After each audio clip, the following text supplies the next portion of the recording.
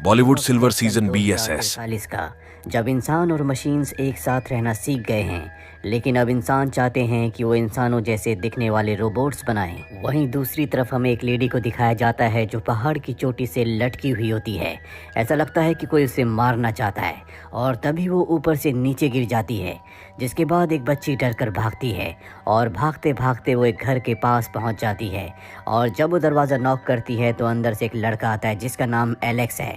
Alex उससे पूछता है कि तुम्हें क्या हुआ, पर इससे पहले कि वो कुछ बताती वो लड़की बेहोश हो जाती है। कहानी यहाँ से पास्ट में जाती है जहाँ पर एलेक्स को दिखाया जाता है कि आज वो 10 सालों के बाद अपने घर अपने शहर वापस लौटा है। वो एक साइबरनेटिक इंजीनियर है, यानी कि वो रोबोट्स बनाता है। वो इसी शहर में एक रोबोट्स बनाने वाली कंपनी में काम किया करता था।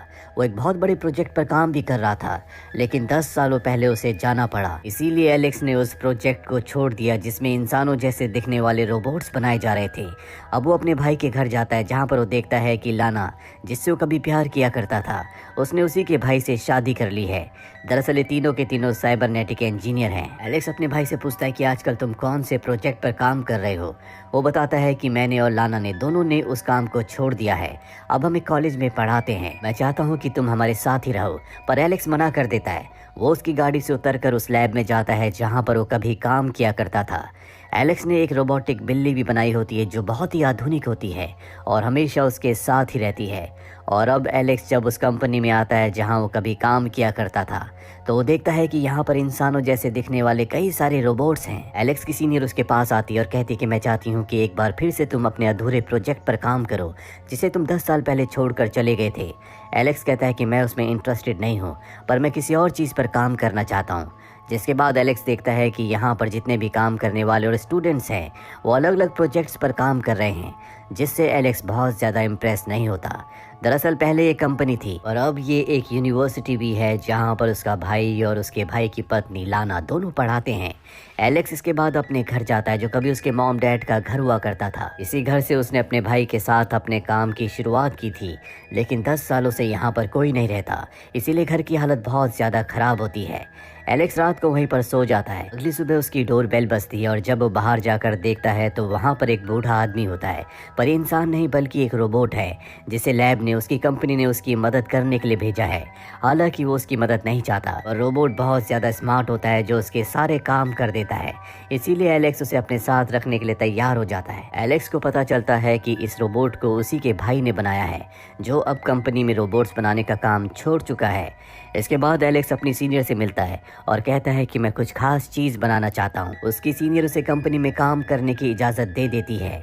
इसके बाद वो लाना से मिलने भी जाता है, लेकिन लाना उससे बात नहीं करती क्योंकि 10 साल पहले वो उसे बिना बताए चला गया था। इसके बाद एलेक्स एक बच्चों के पार्क में जाता है जहाँ पर बहुत सारे बच्चे खेल रहे होते हैं। एलेक्स बहुत ध्यान से सब बच्चों को देखता है। यहाँ पर एक बच्ची होती है जिसका नाम ईवा होता है। ये वही बच्ची है जो भविष्य में उसके घर के बाहर बेहोश हुई थी और अब वो ईवा के पास जाता है क्योंकि ईवा सभी बच्चों से बहुत अलग होती है। वो ईवा से कहता है कि मैं रोबोट्स बनाता हूँ और मैं चाहता हूँ कि मैं तुम्हारी रेप्लिका यानी कि तुम्हारे जैसा रोबोट बनाऊँ, जिसके लिए मुझे तुम्हारे पेरेंट्स की इजाज़त की ज़रूरत है।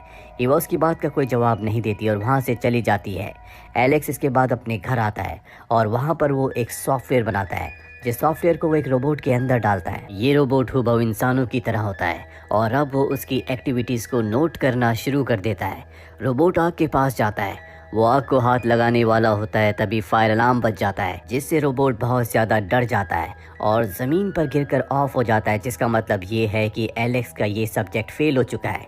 एलेक्स बहुत ज़्यादा अपसेट हो जाता है। उसके भाई ने आज उसे डिनर पर बुलाया होता है, इसीलिए वो अपने भाई के घर जाता है जहाँ पर वो देखता है कि वहाँ पर ईवा भी है जो उसी के भाई की बेटी है। एलेक्स उसे देखकर बहुत खुश हो जाता है क्योंकि अब वो उसकी रेप्लिका बना सकता है, लेकिन इस बारे में वो अपने भाई को और ना ही लाना को कुछ बताता है। वो उनके साथ डिनर करता है। डिनर करके वो घर वापस आता है और उस प्रोजेक्ट पर काम करना शुरू कर देता है जिसमें वो ईवा की रेप्लिका बनाएगा।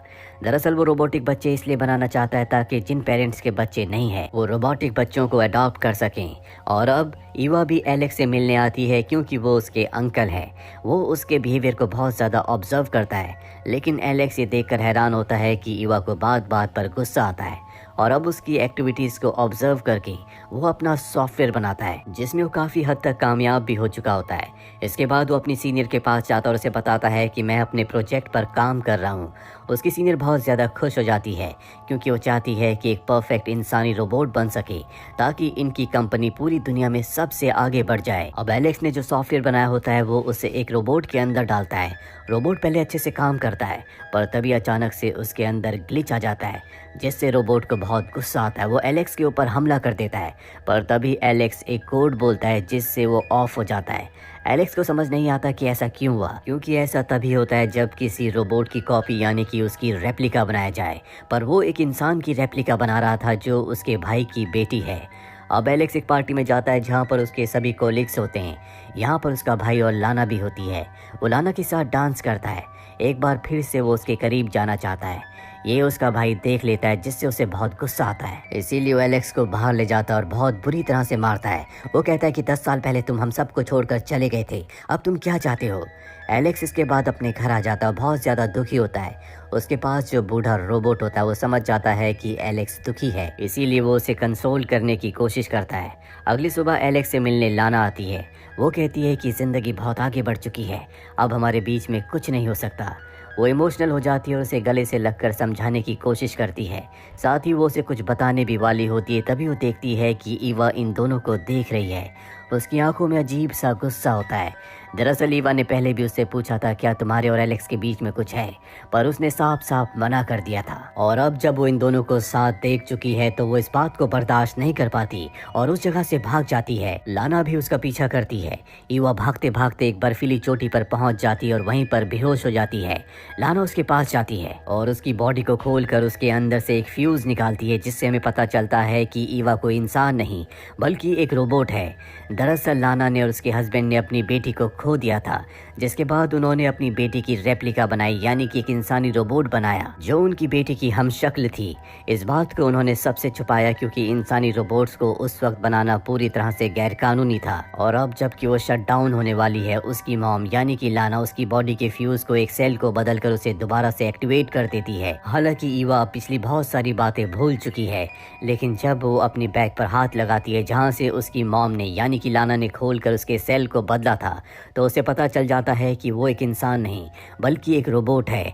एक बार फिर से उसके अंदर ग्लिच आना शुरू हो जाता है क्योंकि उसके प्रोग्राम को इस तरह बनाया होता है कि उसे पूरी तरह से यकीन हो जाए कि वो एक इंसान है। और अब जबकि वो जान चुकी है कि वो एक रोबोट है तो वो गुस्से में आकर लाना को धक्का दे देती है जिससे पहाड़ी की चोटी से लटक जाती है।